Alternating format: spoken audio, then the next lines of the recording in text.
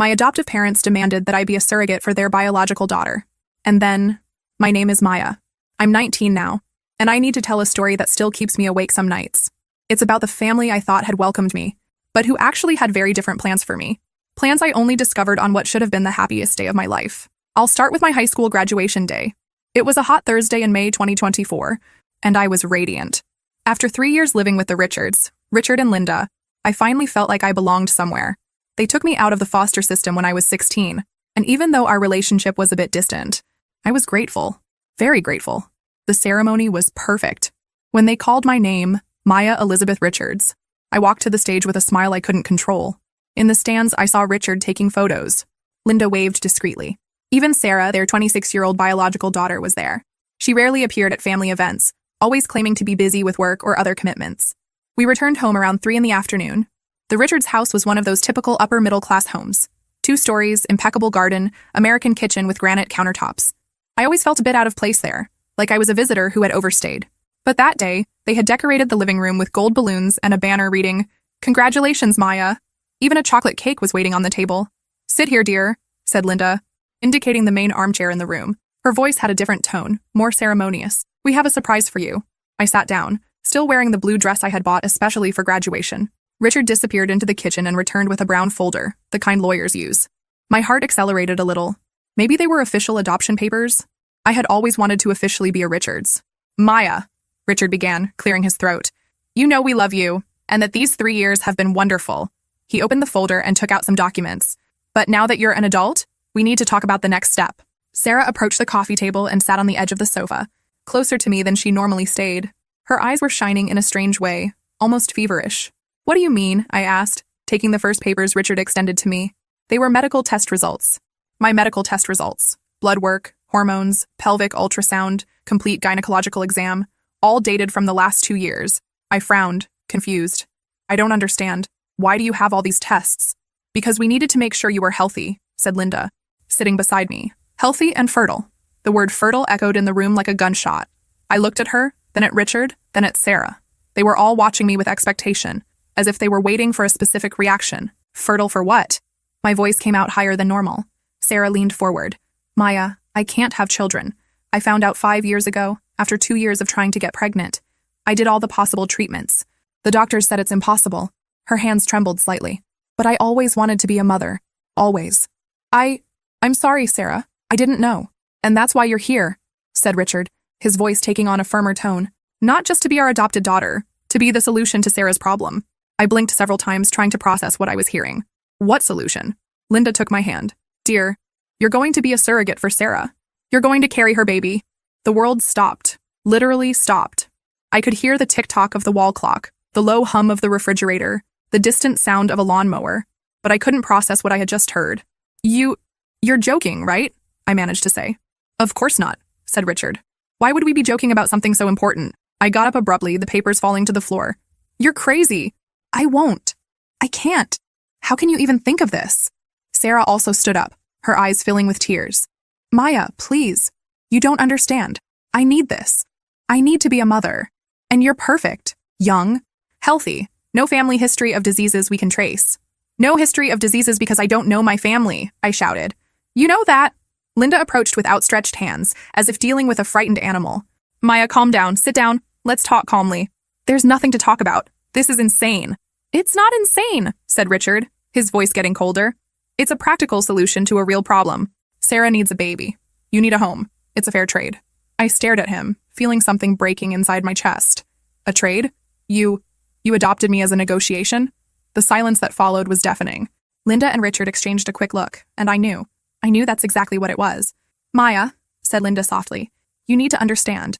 When we brought you home, Sarah was going through a very difficult time. She had just discovered she couldn't have children. You were a blessing, an opportunity. An opportunity for what? To use me as an incubator?" Sarah burst into sobs. "Please, Maya, I'll die if I don't have a baby. I'll die." I looked at her, at her parents, at the house decorated with graduation balloons that now seemed mocking. Everything suddenly made sense. Why I never felt completely accepted. Why Richard always made sure I had all the medical checkups. Why Linda always asked about my menstrual cycle. Why Sarah, who barely spoke to me, was suddenly so interested in my life. "How many babies?" I asked, my voice coming out as a whisper. "What?" said Linda, How many babies do you expect me to have for her? Richard cleared his throat. Well, ideally, 2 or 3. Sarah always wanted a big family. I laughed, a bitter laugh without humor. 2 or 3. And then? What happens to me after? Then you go to college, have your own life, said Linda. We'll help financially, of course. We consider you part of the family. Part of the family, I repeated. But only the part that produces babies. Maya, you're being dramatic, said Richard. Many women do this. It's noble work. Work? Are you going to pay me? It's not about money, said Sarah, wiping her tears. It's about love, about giving me the only thing I really want in life. I sat heavily on the sofa, my head spinning. 3 years. 3 years of my life thinking I finally had a family. 3 years of gratitude, trying to be the perfect daughter, doing everything not to be sent back to the shelter. And if I say no? The silence returned. Richard cleared his throat. Maya, you're a smart girl. You know you don't have many options. Without a college degree, without a real family to support you, where will you live? How will you support yourself? The threat was there, veiled but clear. I felt my stomach contract. You're blackmailing me. We're not blackmailing, said Linda. We're being practical. You give us this and we give you security. A house, food, help for college. It's a fair deal. Fair, I murmured. Fair. Sarah knelt in front of me, taking my hands. Maya, please. You're my only hope. My only chance to be a mother. I beg you. I looked at her, at the desperate eyes, at the face wet with tears. And for a moment, I almost felt sorry. Almost considered it. Because I knew what it was like to desperately want to belong to a family. But then I remembered. They never wanted me. Never loved me. I was always just a means to an end. I need to think, I managed to say. Of course, said Linda quickly. You can think. But Maya, don't take too long. Sarah has waited too long already. I got up in slow motion and walked to the stairs. Each step seemed to weigh a ton. When I reached my room, I closed the door and leaned against it. There, surrounded by the posters I had stuck on the walls, by the graduation photos that had just happened, by the things that made that place my home, I finally understood. I never had a home. I had a breeding farm, and now they wanted me to produce. I spent the whole night awake, staring at my room's ceiling. Every sound in the house made me jump. Footsteps in the hallway, the refrigerator turning on, the floor creaking. Around 3 in the morning, when I was finally starting to fall asleep, I heard low voices coming from the kitchen. Morbid curiosity made me get up and go down the stairs silently. Can't force Richard. If she doesn't want, she'll want. Richard's voice was firm. She has no choice. Where will she go? She has nothing without us. But what if she runs away? Where to? Maya is smart but not stupid. She knows she needs us. I cringed on the last step, my heart beating so loud I was sure they could hear it. Sarah is obsessed, Linda whispered. You saw how she was today. She'll go crazy if Maya says no. Sarah won't go crazy. Maya will say yes. How can you be so sure? There was a pause. Then Richard's voice lower. Because I know this girl for 3 years. She would do anything not to go back to the shelter. Anything to have a family. I went up the stairs even more silently, returned to my room and cried into the pillow until I fell asleep. The next morning, I tried to act normally during breakfast. Richard read the newspaper. Linda made scrambled eggs. Sarah didn't come down, which was normal. But I felt all the looks, all the expectations. Maya, said Linda as I finished eating, did you sleep well? Yes, I lied. Good, because today we thought about taking you to see the fertility clinic. Just so you can see how it works, understand the process. My fork stopped in the air. Today? There's no rush, said Richard without looking up from the newspaper. But the sooner you familiarize yourself with everything, the better. I got up abruptly. I'm going for a walk. Maya, Linda began. Just a walk. I need fresh air. I left through the back door before they could protest. Our backyard opened to a small forest, and I used to walk there when I needed to think. But this time, I wasn't just thinking. I was looking. I had a strange feeling, like I was missing something important, like there was more to this story than they told me. And then I remembered. Richard had gone down to the basement the night before. I had heard the door creaking. The Richards' basement was where they kept old things. Christmas decorations, furniture they didn't use anymore, boxes of papers. I never had a reason to go down there, until now. I waited until Richard left for work and Linda went to the supermarket. Sarah was still in her room. The house was silent when I opened the basement door and went down the wooden stairs. The smell of mold and dust hit me immediately.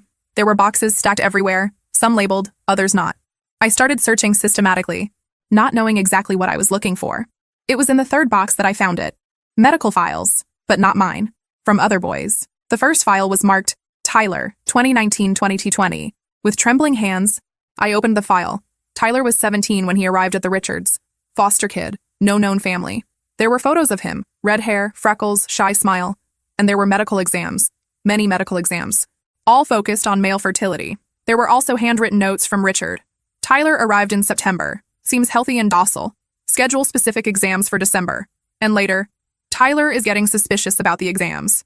He's asking too many questions. Maybe it's better to reconsider. The last note was from February 2020.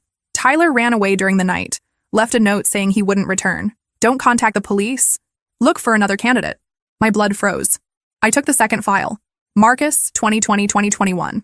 Marcus was dark-haired, tall, smiled in all photos. Same pattern, extensive medical exams, notes about behavior, and then the same thing.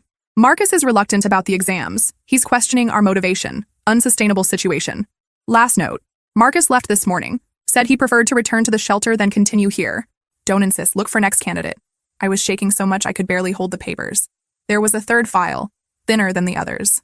Maya, 2021 present. My own face stared at me from the photos. Me at 16, still too thin, frightened eyes. The notes began. Maya arrived today. Seems more docile than the previous ones. History of abandonment may work in our favor. March 2022. Maya is adapting well. Doesn't question medical exams. Seems grateful to have a home. Sarah is optimistic about this attempt. December 2023. Maya continues cooperative. Exams show excellent reproductive health. Sarah is increasingly anxious to proceed. May 2024. Maya graduated. Time to reveal the real plan. Sarah can barely wait. I let the files fall, feeling nauseous. I wasn't the first. Not the second. I was the third attempt. The one who stayed long enough not to suspect, not to question, to be grateful enough to accept anything. But Tyler and Marcus ran away. They realized something was wrong and ran away. Why didn't I realize? I searched more boxes and found something even worse. A folder with Sarah's notes. Pages and pages of obsessive planning about babies, names, nursery decoration, and a list titled Previous Candidates, with at least 8 names, including some I didn't recognize. 8. They had tried this with at least 8 different children over the years. I sat on the cold basement floor for I don't know how long, processing everything. 3 years of my life. 3 years believing I finally had a family. 3 years being prepared like breeding cattle. I heard footsteps upstairs. Linda had returned. Maya? Where are you? Quickly, I put the files back in the boxes, but not before photographing several pages with my cell phone. I went up the stairs with my heart racing. Linda was in the kitchen putting away groceries. Oh, there you are. Where were you? Just walking around the house. She looked at me for a moment. You're pale. Are you feeling well? I'm fine. Great. Because I scheduled your appointment at the clinic for Monday. Just so you can meet Dr. Peterson. He'll explain the whole process. I nodded mechanically. Sure, Linda smiled. I'm so proud of you, Maya. You're doing a wonderful thing for Sarah. That night, I pretended to be sick so I wouldn't go down for dinner. I heard Sarah knocking on my door around 9. Maya, can I come in? I'm sleeping, I managed to say. Please, I just want to talk. I didn't answer. After a few minutes, she left. But at 11 at night, I heard my door opening. Sarah entered without asking permission, closed the door behind her and turned on the light. We need to talk, she said. I sat up in bed, blinking against the sudden light. Sarah, I said I was sleeping. I don't care. She sat in my desk chair, staring at me. You're avoiding us. You're thinking about saying no. I'm not. Don't lie to me, she interrupted. I know when someone is lying. And you are. I observed her carefully. There was something different about Sarah. A hardness I had never seen before. A determination that bordered on fanaticism. Maya, she continued, you need to understand something. I'm going to have this baby, one way or another. You can do this out of love. Gratitude, obligation, I don't care. But you will do it. And if I don't want to? Sarah smiled, but it was a cold smile. Then you'll find out what happens to foster girls who have nowhere to go. You'll find out what the real world is like for people like you. People like me. People without family, without money, without options. She leaned forward. Do you think you can survive alone out there? You who never worked a day in your life? Who never paid a bill? Who doesn't even have an original birth certificate? My heart accelerated. I have a birth certificate. You have a certificate that my father got for you. You don't even know your real name, Maya. You don't know who your parents are. You don't know where you came from. You don't exist without us. Each word was like a slap, because she was right. I had nothing besides what they gave me. So think carefully, Sarah continued, getting up. You can give us what we want and continue being part of this family. Or you can be stubborn and find out what it's like to live alone in the world. She went to the door, but stopped before leaving. Oh, and Maya, don't think about running away like Tyler and Marcus. We know where you are. We always know. The door closed, leaving me alone in the darkness. She knew about Tyler and Marcus. Of course she knew. They all knew. I was just the next in line. But unlike Tyler and Marcus, I had nowhere to run. They were right about that. I had nothing, no one, no place to go. Or did I? For the first time in hours, I thought about Jake, my boyfriend for 8 months. Jake, who always made me laugh, who took me to drive-through dinners when he didn't have money for a real restaurant, who told me he loved me 3 weeks ago. Jake could help me. At least he could give me a place to stay until I figured out a plan. I took my cell phone and sent a message. I need to see you. It's urgent.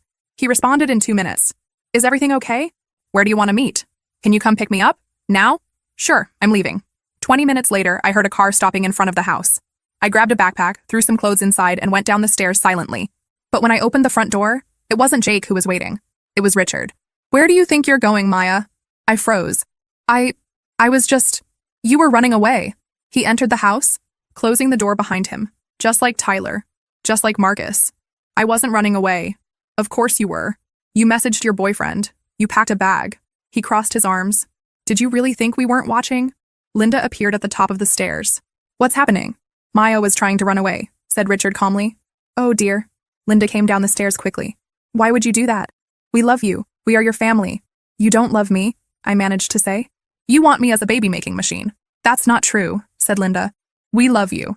That's why we chose you for this honor. Honor? Sarah appeared on the stairs too. Yes, honor. Giving life. Creating a family. There's nothing more important than that. I looked at the three of them, cornered in the living room. What about Jake? He's coming to pick me up. Richard smiled. No, he's not. What? Maya, said Linda softly. Did you really think we didn't know about Jake? That we didn't know about your plans? My phone rang. A message from Jake. Sorry, Maya, I can't do this anymore. They told me about your family situation, about you having abandonment issues. I think you need professional help, not a boyfriend. Sorry, but we need to break up. I looked at the message, then at them. You talked to him? We explained the situation, said Richard. We explained that you're going through a difficult time, that you're having confused ideas about our family, that you need stability, not someone feeding your fantasies of independence. Fantasies? The fantasy that you can just leave and live your own life, said Sarah. Maya, you're a foster girl without resources. You don't have real-world skills, no higher education, no family support. Without us, you're nothing. I sat heavily on the sofa. Jake, my Jake, the person I trusted most in the world. And they managed to turn him away from me with a simple manipulative conversation. How much? I asked. What? Said Linda. How much did you pay him? Silence. How much? Richard hesitated, then sighed. We offered $15,000 for him to keep you stable and happy until you were ready to assume your responsibilities. $15,000. Less than I initially thought, but still a substantial amount for a 19-year-old boy. And he accepted? He understood it was better for you, said Linda, that you needed emotional stability. I laughed, a bitter, desperate laugh. $15,000 to date me for 8 months and keep me stable. To keep you happy until you were ready, Sarah corrected. Ready to be your surrogate. Ready to assume your responsibility to this family, said Richard. I looked at my backpack, still in my hand, at the phone with Jake's message, at the three faces watching me with expectation. I don't have a choice, do I? You always had a choice, said Linda. You can choose to be grateful. You can choose to give back everything we did for you. You can choose to be part of this family. Or you can choose to find out what the real world is like for people like you, said Sarah. I was silent for a long moment. Then slowly, I let the backpack fall to the floor. Okay, I said finally. I'll do it. Linda smiled radiantly. Oh, Maya, you won't regret it. But I have conditions, I continued. Linda's smile wavered. Conditions? I want everything in writing, legal contract. I want guarantees that you'll pay for my college. I want a monthly allowance during the whole process, and I want you to leave me alone about this until Monday. Richard and Linda exchanged a look. Of course, said Richard. Of course we can do that. Good. I picked up my backpack. Then I'm going upstairs. I need to process all this. Maya, said Sarah when I was going up the stairs. Yes? Thank you. Her tears were real. Thank you for giving me the chance to be a mother. I didn't respond. I went up to my room, closed the door, and sat on the bed. They thought they had won, that I had given up, that I was so broken and desperate that I would accept anything. But while I was sitting there, an idea began to form. A crazy, desperate idea, but maybe possible. Jake betrayed me for money. Okay. That hurt more than I wanted to admit, but I could work with that information. Tyler and Marcus ran away.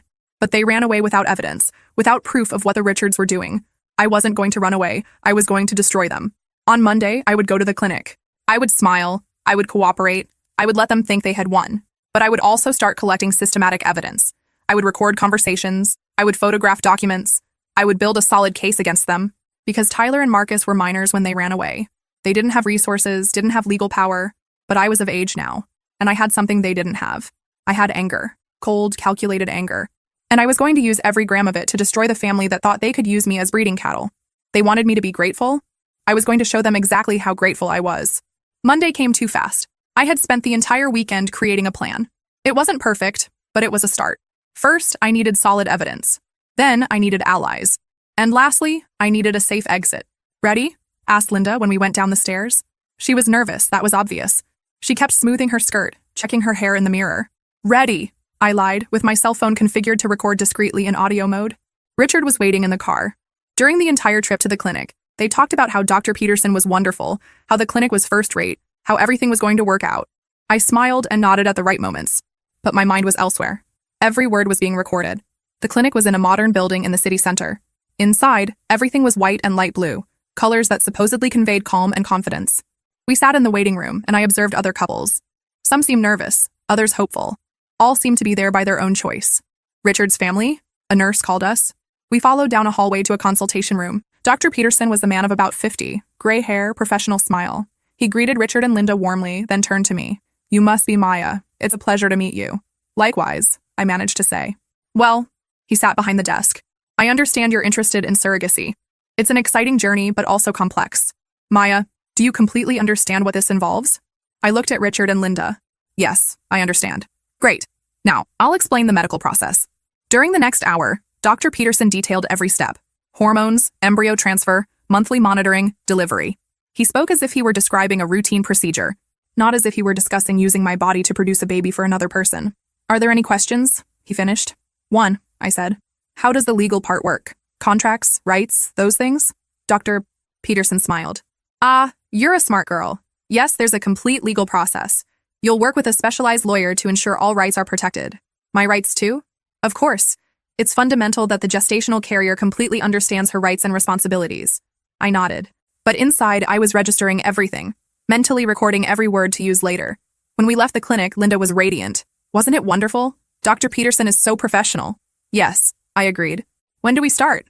Well, said Richard, we need a few weeks to prepare all the legal documentation, maybe mid-June? Perfect. That night, I waited until everyone was asleep before putting my plan into action. I silently went down to the basement and photographed all of Tyler and Marcus's files with my cell phone, now with better quality and organization. Every page, every note, every medical exam. Then I looked for more evidence. That's when I found a fourth box, hidden behind the others. This one was covered by an old tarp and locked with a small padlock. It took me a few minutes, but I managed to force it with a screwdriver I found in a nearby toolbox. Inside, I found something that made my blood freeze: detailed financial records, payments to specific social workers, bribes to speed up adoption processes, payment receipts to Jake, not just the $15,000, but a series of smaller payments throughout our 8 months of relationship, and a list of potential candidates, foster children who matched the criteria they were looking for, with detailed notes about personality, medical history, and probability of cooperation.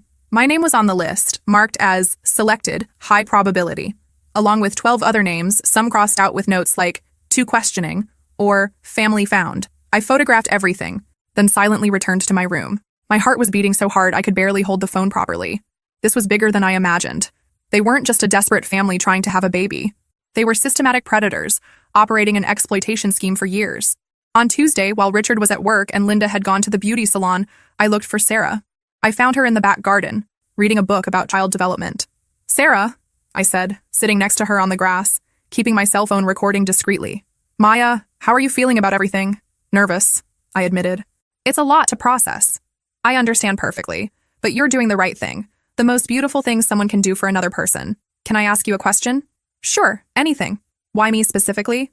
Why not try normal adoption or surrogacy with a stranger through the clinic? Sarah closed the book, her eyes becoming distant. Because I need to have complete control. I need to know the baby comes from someone I know, someone I can trust completely. And you, she looked at me intensely. You're perfect, Maya. Young, healthy, beautiful, and mainly loyal to our family. My baby will be perfect. And Tyler? Marcus? Were they also perfect? Sarah immediately tensed. How do you know those names? Sarah, I've lived here for 3 years. The walls aren't that thick. I hear conversations. She was silent for a long moment, clearly debating internally how much to reveal. Then she sighed deeply. Tyler and Marcus were problematic. They didn't understand the sacred importance of what we were asking. They were selfish, focused only on themselves. Selfish how? They only thought about their own needs. They couldn't see the bigger picture. They couldn't see that they had the chance to give the greatest gift possible to a family, the gift of life. I nodded slowly, keeping my expression neutral. And if they had stayed? If they had agreed to cooperate? Sarah smiled, and there was something deeply disturbing about that smile. then I would have a complete family now. 3 beautiful babies instead of none. 3 babies? 1 from each of them, and now at least 2 from you. Maybe more, depending on how the pregnancies went. She leaned closer, her voice becoming almost whispered. Maya, I always dreamed of a big family, 5, 6 children running around the house. And when you can't have your own children biologically, she shrugged. You find other ways to make the dream come true. My stomach turned. But I kept my expression interested. More than 2 babies from me? Maya, Sarah took my hands. You're young, healthy. You have at least 15 years of fertility ahead. Think of the possibilities. You could give me the big family I always wanted, and we could give you financial security for the rest of your life. I managed to keep my expression neutral, but inside I was screaming. It wasn't just 1 or 2 babies she wanted from me. It was industrial production of children.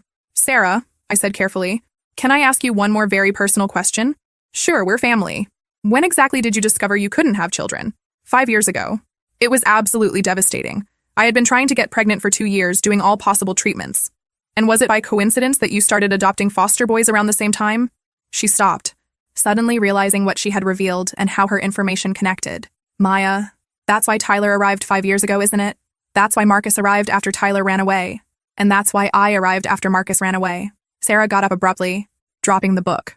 I think you're asking too many questions and drawing wrong conclusions. I'm just trying to completely understand my new family and my role in it. Your family, she said coldly, is who took care of you for 3 years when no one else wanted you, who gave you a home, food, clothes, education. Don't ever forget that. She entered the house abruptly, leaving me alone in the garden. But I had gotten exactly what I wanted, a detailed confession. And better yet, I had recorded every word. That night, I started researching online about Tyler and Marcus. It took time and several attempts with different name combinations. But I finally found social media profiles. Tyler was living with a family in another state. Apparently, he had managed a legitimate adoption after running away from the Richards. Marcus was in an independent living program for youth who had left the foster system. I carefully created fake accounts and sent messages to both. I didn't immediately reveal who I was, just said I was researching problematic experiences with adoptive families and had found references to the Richards in public records. Tyler responded first. If you're researching the Richards, be extremely careful. They're more dangerous than they appear. Marcus was more direct. If you're asking about them, it's because you're living with them now. Get out of there immediately. No matter how, just get out. I spent the next hours talking to them through messages, gradually revealing that I was in the same situation. Their responses were consistent and frightening. Tyler. They started with routine medical exams that were very specific, always focused on fertility. When I started questioning, Richard said it was for my own health, but I knew something was wrong. Marcus. Sarah used to show me baby magazines and talk about how wonderful it would be to have a big family. At the time, I didn't understand, but after you tell me about the situation, everything makes sense. They gave me valuable information about how the Richards operated and, more importantly, names of other people who could help. I spent Wednesday collecting even more evidence. I found emails between Richard and Linda on the house computer. They used ridiculously simple passwords, discussing strategies to keep me cooperative and focused on the final goal. I discovered they had really been monitoring my phone for months through a secretly installed app. That's how they knew about Jake in such detail. I photographed the screens showing the monitoring software, and I found something even more shocking. Records that they had done this before, not just with Tyler and Marcus, but with at least 4 other boys over the years, all who didn't adapt and were quickly returned to the system before the real plan could be revealed. I wasn't the 3rd attempt. I was at least the 7th. On Thursday, while Linda was at the spa and Richard at work, I managed access to his office and copied all the computer files to a flash drive I had secretly bought.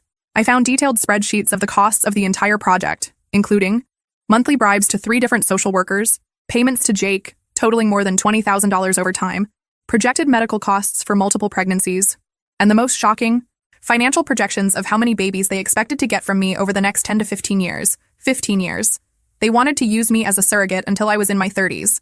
The plan was even more extensive than I had imagined. There were even cost calculations for maintaining multiple carriers simultaneously, suggesting that I would be just the beginning of a much larger operation. That night, I finally made the decision I had been avoiding. I needed professional help, and there was only one person I thought I could trust, Mrs. Collins, my former social worker. She had been replaced when I turned 18, but had always been genuinely kind to me, unlike some others in the system. I found her number through the social services department and called from a payphone during a walk at the end of the afternoon. Maya? Her voice sounded genuinely surprised when she answered. How are you, dear? How has life been with the Richards? Mrs. Collins, I said, trying to keep my voice steady. I need help. I really need it. What happened, dear? I told her everything, from the revelation on graduation day to the evidence I had collected.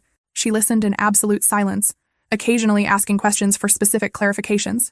When I finished, there was a long silence on the phone. Maya, she said finally, her voice tense. Are you still in that house? Yes.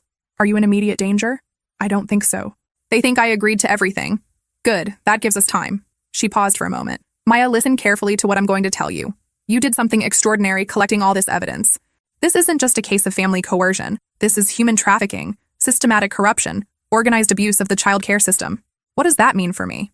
It means that tomorrow morning I'm going to call some very specific people. We have a specialized investigator who works with abuse cases in the foster system, and I'm going to contact a lawyer who specializes in children's and young adults' rights. I don't have money for a lawyer. Don't worry about that now. This kind of case, there are organizations that will want to help, both to protect you and to prevent this from happening to other children. Mrs. Collins, I said, my voice starting to fail. I trusted them completely. For 3 whole years, I really thought they loved me.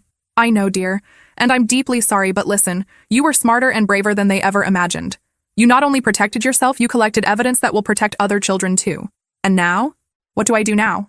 Now you continue the performance for a few more days while we set up a safe and complete plan. Can you do that? I can. Maya? Yes? You're not alone. You'll never be alone again. After I hung up, I sat on the park bench for a long time, just breathing. For the first time in a week since the revelation, I felt something like hope, because for the first time in 3 years, someone was on my side without wanting anything in return. On Friday morning, Mrs. Collins called back to my personal cell phone, which I had managed to keep safe from the Richards. Maya, I managed to talk to the investigator and the lawyer. They want to meet with you today. Can you make up an excuse to leave the house this afternoon? I can say I'm going to meet with former school friends. Perfect. Meet me at the public library at 3 o'clock. And Maya, bring all the evidence you managed to collect. Okay. After lunch, I told Linda I was going to meet with some girls from my class to celebrate graduation belatedly. She seemed hesitant but didn't protest. She was probably afraid of pressuring me too much and making me change my mind about the deal. The library was relatively empty on a Friday afternoon. I found Mrs. Collins at a table in the back, along with a man of about 40 in a suit and a gray-haired woman with a leather briefcase. Maya, said Mrs. Collins, getting up to hug me, these are investigator James Wright and lawyer Maria Santos. We sat down, and I spent the next hour and a half telling my story again, this time showing all the evidence I had meticulously collected. The photos of the files, the recorded conversations, the financial documents, the conversations with Tyler and Marcus. Lawyer Maria became progressively more serious as I showed each piece of evidence. Maya, she said when I finished, this goes far beyond a simple case of family coercion. This is organized human trafficking, systematic corruption of public officials, coordinated abuse of the child protection system. What does that mean? It means, said investigator Wright, that you're not just a victim seeking help. You're a key witness in a large-scale federal criminal case. So you can stop them? Not only can we, said Maria, we're going to completely destroy their operation. But Maya, this is going to take time to do correctly, and you're going to need complete protection during the entire process. What kind of protection? First and most urgent, you need to get out of that house. Today. My heart accelerated. Where will I go? We have a safe shelter for young witnesses in sensitive cases, said Wright. It's temporary, but you'll be completely protected while we build the legal case. And after that? After that, said Mrs. Collins, we'll find an adequate permanent situation for you. A real family, or an independent living program with support. You'll have real options this time. I looked at the 3 of them, these strangers who were offering to genuinely help me when my own family had completely betrayed me. When do I need to leave? Now, said Wright firmly. You can't go back to that house. It's too dangerous, especially now that you've collected such extensive evidence. But my personal things? We'll recover your belongings after the situation is secure, said Maria. What's important now is your physical and mental safety. I thought about everything I was leaving behind. 3 years of life, all my clothes, photos, small memories I had collected. But then I thought about what I was really leaving, an elaborately disguised prison masquerading as a loving home. Okay, I said finally. Let's go. Wright made a quick call, and 15 minutes later, a discreet official vehicle arrived at the library. Before getting in, I looked back one last time at the city where I had spent the last 3 years. Somewhere there, Richard was probably coming home from work, expecting to find the docile girl who had agreed to be a surrogate for his daughter. Linda was probably preparing dinner, planning how to celebrate my cooperation. Sarah was dreaming of all the babies I would give her. None of them had any idea that instead of an obedient victim, they had inadvertently created their own destruction. As the car drove away from the library, I took my cell phone and sent messages to Tyler and Marcus. I'm out and safe, and I'm going to destroy them completely. The responses came quickly. Tyler, what a relief. Count on me for anything you need. Marcus, finally, I'm here to help with whatever is necessary. I smiled for the first time in a week. I wasn't alone. I had allies. I had solid evidence. And I had something the Richards never expected me to develop. I had a real plan for revenge. but also for justice. The witness shelter was a discreet building in a quiet part of the city. It wasn't luxurious like the Richards house, but it was something they never were, completely honest. The people there helped me for who I was as a person, not for what my body could produce for them. That night, lying in a simple but clean bed, I thought about everything that had happened. A week ago, I was a foster girl grateful to have a family that loved her. Now I was a survivor preparing for a legal battle that would protect other children. And for the first time in 3 years, I felt truly at home. Saturday morning brought a phone call that would change everything. Maria called early, her voice tense with excitement. Maya, you need to come to the office. Now. What happened? After you left yesterday, Richard and Linda Richards went into total panic. They called the police reporting you as a missing person. My stomach contracted. And then Investigator Wright had to reveal part of the ongoing investigation to prevent them from looking for you as a fugitive. The Richards found out that you came to us. Is that bad?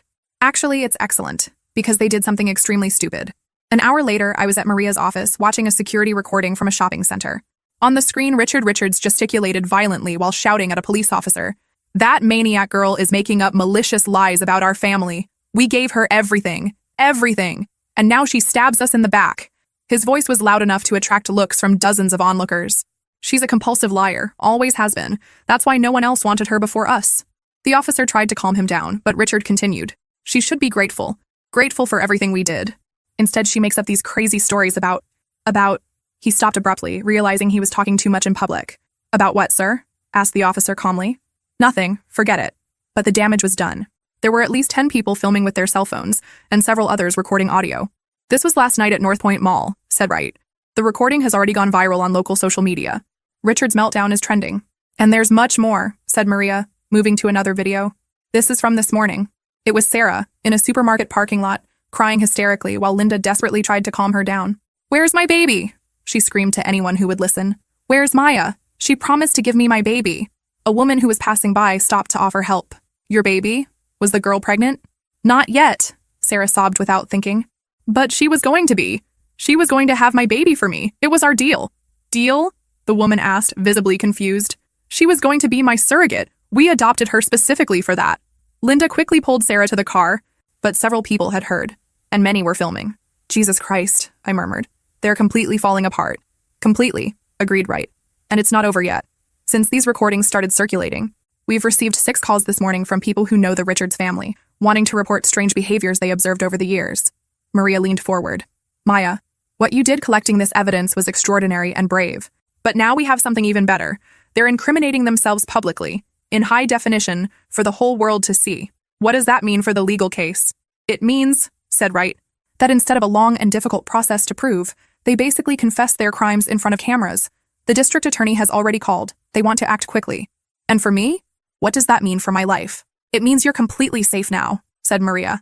They can no longer pretend to be a normal family. The mask has fallen publicly. And it means other vulnerable children are protected now.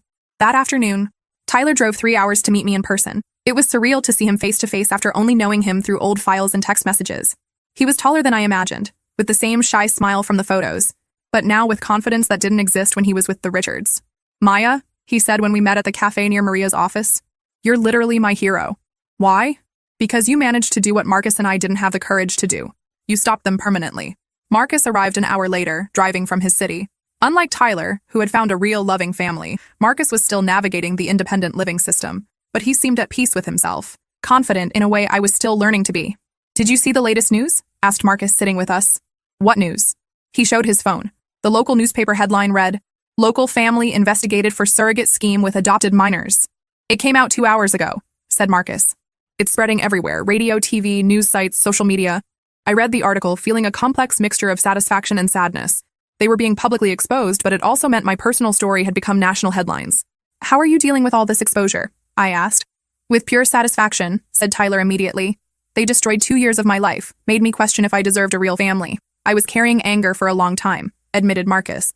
But seeing them self-destruct this way, it's more satisfying than any revenge I could have planned alone. We spent the rest of the afternoon sharing our experiences in detail. Tyler told me how he started to suspect when Richard insisted on excessively specific, preventive medical exams.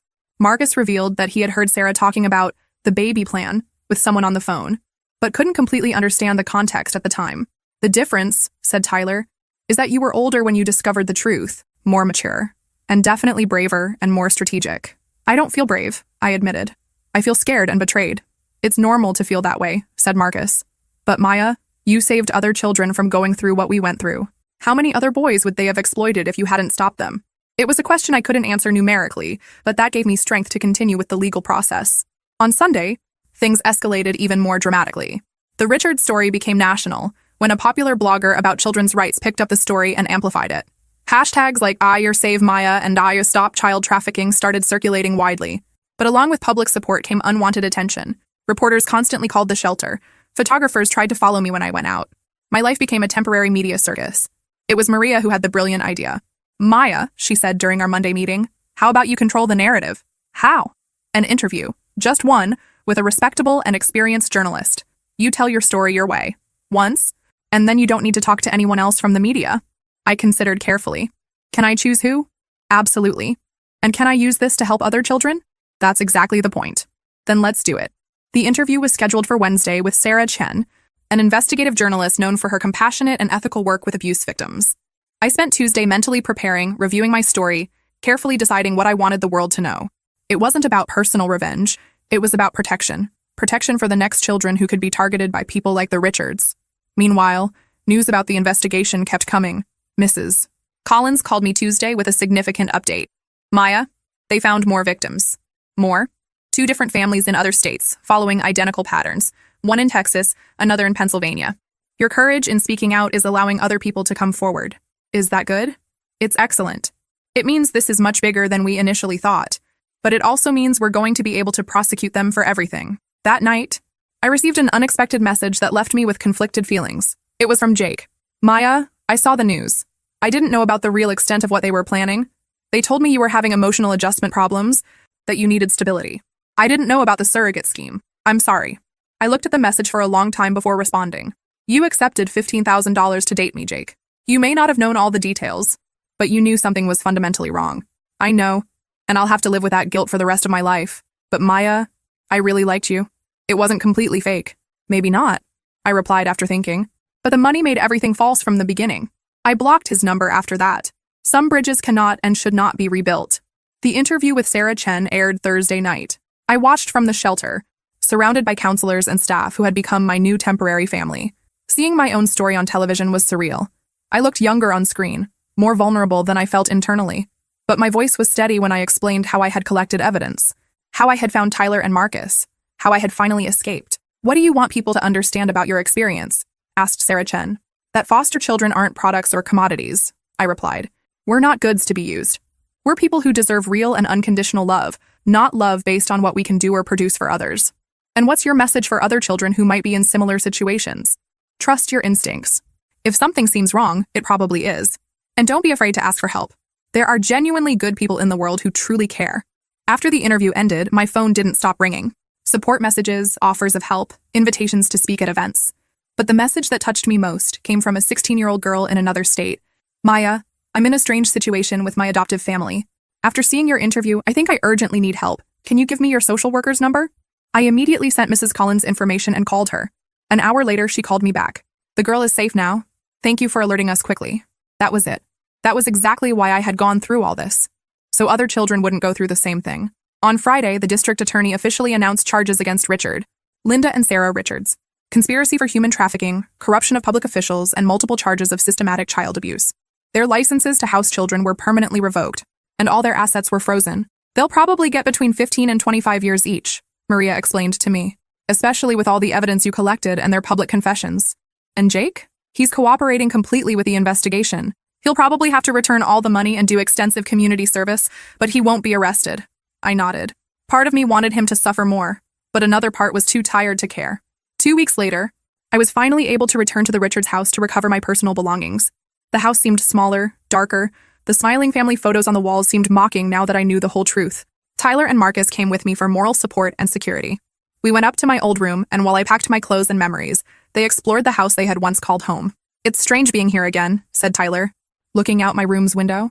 But this time, I know I can leave whenever I want. All of us can, said Marcus. Forever. When I finished packing, we went down to the basement one last time. The boxes with our files had been removed by police as evidence. But the space still seemed haunted by all the secrets it had kept. Maya, said Tyler, can I ask you something? Sure. Do you regret it? Not just running away like we did? I thought carefully about the question. No, I said finally.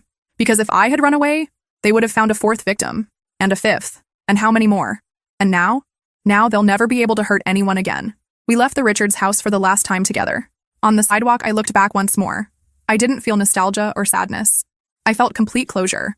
Where to now? Asked Marcus. I smiled genuinely. Home. To my real home. Because 2 weeks earlier, while all the media commotion was happening, something wonderful had occurred. A family, the Johnsons, had reached out to me through Mrs. Collins. They didn't want to adopt me out of pity or publicity.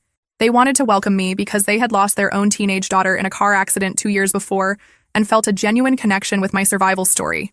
We don't want to replace your daughter, I had said in the first meeting with them. And we don't want to replace your family or erase your experience, Mrs. Johnson had replied. We want to create a new family together, based on real love. It was honest. It was genuine. And for the first time in my life, someone wanted me exactly as I was. A month later, I organized an event at the local library, a workshop about recognizing signs of abuse in the foster system. Tyler and Marcus were there, along with Mrs. Collins, Maria, and dozens of social workers, adoptive families, and youth from the system. Abuse doesn't always look like what we see in movies, I said to the group. Sometimes it looks like a perfect family that has 2 specific plans for your life. Sometimes it looks like love that comes with many conditions and expectations.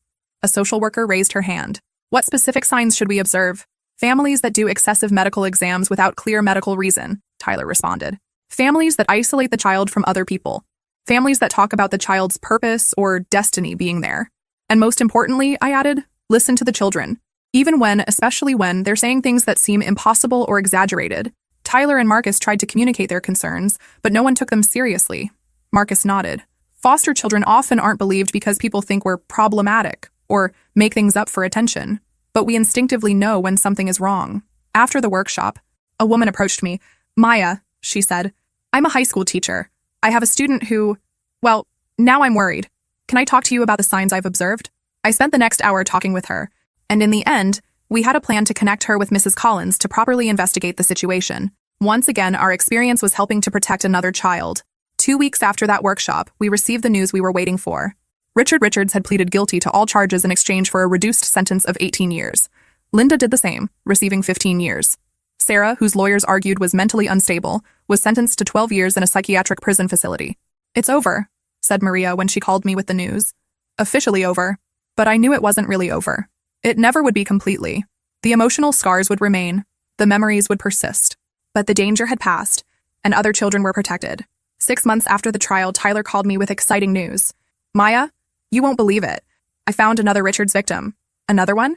No, not a new one. An old one, from before me. A guy named David. He was adopted by them in 2015 but ran away after only 6 months.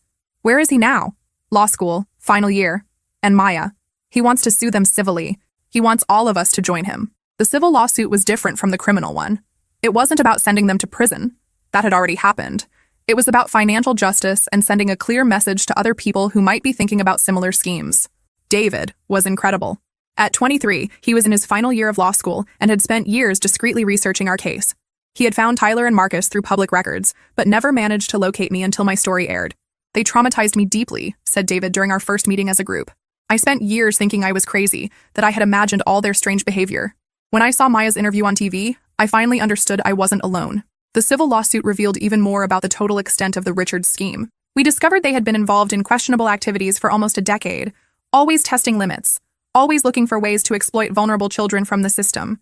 But it also revealed something more important, other similar cases in other states. Our story had inspired investigations across the country, exposing a network of families using the foster system for their own nefarious purposes. A year after my escape, I was sitting on the Johnsons' porch watching the sunset. It was a simple domestic scene. Mr. Johnson was grilling hamburgers. Mrs. Johnson was watering her flowers. I was doing community college homework. This is what a real family looked like. Simple. Honest. No hidden agendas or impossible expectations. My phone rang. It was a message from an unknown number. Maya, I saw your story online. I'm in a similar situation. Can you help me? I smiled and started typing a response. During the last year, I had received dozens of messages like this. Each one reminded me why it had been worth going through everything. Of course, I wrote back. You're not alone. Because that was the truth about surviving what I survived. You can't just move on and forget. You have to use your experience to protect others. You have to turn your pain into purpose. 2 years later, Tyler married a wonderful girl he met in college. Marcus got a full scholarship to study social work. David passed the bar exam and started working for a nonprofit organization that advocated for children's rights. And me? I moved to an apartment near campus where I was studying psychology with a specialization in childhood trauma. The Johnsons continued to be my family, not on legal paper, but in the heart. And I had found my true purpose. The night before community college graduation, I received a call from Mrs. Collins. "Maya," she said, "I have a proposal for you." "What? How about working with me?" "Officially, we're creating a new position, victim protection specialist, someone who understands the system from the inside, who can identify risk situations before they become dangerous." I didn't need to think twice. When can I start? 3 years after escaping the Richards, I was sitting in my own office interviewing a 16-year-old girl who had been removed from a suspicious adoptive family situation. She was scared, confused, not knowing who to trust. "It's hard to know what's real when the people who should protect you are the ones who hurt you," she said.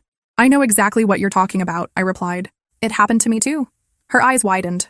"It really happened?" "It did. And I survived. And you'll survive and thrive too." I spent the next hour telling my story. Not the media version, but the real, raw, honest version. I talked about the fear, confusion, the deep sense of betrayal. But I also talked about finding inner strength, collecting evidence, fighting back, and finally finding a real family. "What did you do after everything?" she asked when I finished. "I built a real life," I said, "with people who love me for who I am, not for what I can do for them. And now I help other people like you do the same thing." She left my office with a different expression, still scared, but also hopeful. It was the same expression I had when Mrs. Collins first told me I wasn't alone. That night, I called Tyler, Marcus, and David. Our monthly call had become a precious tradition. "Any interesting news?" asked Tyler. "I just helped another girl today," I said. 16 years old, suspicious family situation. She reminded me a lot of myself. "It's amazing," said Marcus. "How many is it total now?" I did a quick mental count. 62 in the last 2 years. 62 children who are safe because of what you went through and how you reacted, said David. "If that's not turning trauma into purpose, I don't know what is." After I hung up, I went out to my apartment's balcony. The city stretched below me, full of lights and infinite possibilities. Somewhere out there were children like I had been, vulnerable, scared, looking for love in the wrong places. But there were also people like Tyler, Marcus, David, and me, survivors who had turned our pain into protection for others. There were social workers like Mrs. Collins who truly cared. There were families like the Johnsons, who offered real love without conditions. Evil still existed. It always would. But good also existed in abundance. And sometimes, if you were brave enough, strong enough, smart enough, you could make a real and lasting difference. 4 years after discovering that my adoptive parents wanted to use me as a surrogate, I was doing exactly that, making a difference, one child at a time. And for the first time in my life, I knew with absolute certainty who I was. I wasn't the grateful foster girl who would do anything for crumbs of love. I wasn't the scared victim who accepts any situation out of fear of abandonment. I wasn't the commodity that exists to serve other people's purposes. I was Maya Johnson. Yes, I had chosen to keep the name of the family who showed me what real love means. I was a survivor, advocate, child protection specialist. I was someone who turned the most traumatic experience of her life into the source of her greatest strength and purpose. And when other children came to me, scared and broken like I had been, I could look into their eyes and say with complete honesty, "I understand completely. I went through it. And I'm going to help you not just survive, but thrive and find your true family." Because that's the truth about real families. They're not about blood or legal papers. They're about conscious choice.